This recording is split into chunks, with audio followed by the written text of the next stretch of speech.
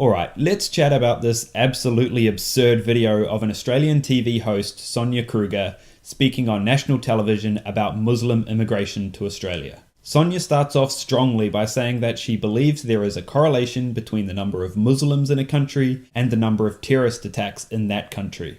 Yeah, that there is a correlation between the number of people who are Muslim in a country and the number of terrorist attacks. Oh, but she's not a bigot, because she also goes on to emphasize just how many peaceful and loving and beautiful Muslim friends she has. I have a lot of very good friends who are Muslim, who are peace-loving, who are beautiful people. But of course, if you put too many of them together in a country, then they're going to start blowing it up, right?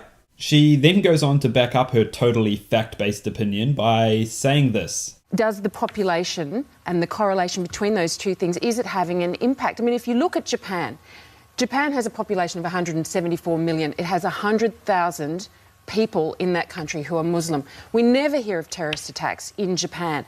Oh my god, correlation must absolutely equal causation. Sonia, you're a genius. You've worked it all out. Wow. It couldn't possibly be because Japan are not actively engaged in warfare against ISIS. I mean, that totally couldn't be the reason. Nah, it's got to be the number of Muslims in the country. That makes perfect sense. But at the core of it, she just wants to feel safe. Personally, I would like to see it stop now for Australia, because I want to feel safe, as all of our citizens do, when they go out to celebrate Australia Day.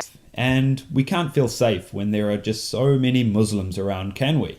I mean, if you look at the stats, you've got more chance of getting killed by a car than you do in a terrorist attack in Australia. But you don't walk around fearing for your life every time you go for a walk on the street, do you? Heck, let's just cut to the chase and ban all cars. I mean, that nips that problem right in the bud.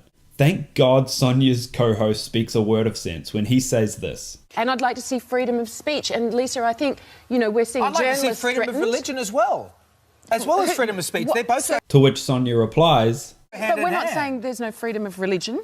whoa, whoa, whoa. You say you want to stop people of a particular religion from coming into Australia, but somehow you're not saying that there's no freedom of religion. Well, what the hell are you saying? Because it sounds to me that's exactly like what you're saying. That Muslims are not allowed into Australia. That you are not allowed to believe in Islam and be in Australia. That sure is some strange definition of freedom of religion you have there, Sonia. But to me, freedom of religion means that you're allowed to believe in whatever you want to, not whatever you want to except for Islam. But it gets worse. Sonia then throws this beauty out there. If you don't Well, I would venture that if you spoke to the parents of those children killed in Nice, then they would be of the same opinion. You would venture, would you? Oh, how big of you, Sonia, to speak on the behalf of someone that you could not even begin to empathise with. I'm sure that they're very grateful that you are sharing your view of their view on their behalf. Now look, I'm not claiming to have all the answers to ISIS or terrorism, but what I do know is that humans express complementary behaviours. And I listened to a great podcast on this by Invisibilia, and which I will link in the description below. But all this means is that when somebody shows you hostility, it is natural for you to show hostility in return. Hate breeds hate.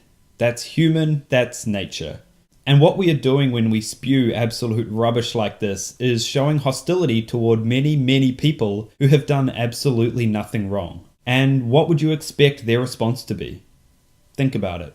Alright, thanks for listening today, guys. I know this is a sensitive subject and it pains me to talk about it in this light, but I felt like I had to. It saddens me and angers me, and I have next to no emotional or personal involvement. So just think about how these people feel who are actually affected by these statements. It makes me sick. Again, thanks for listening, and I honestly do appreciate it. See you guys next time.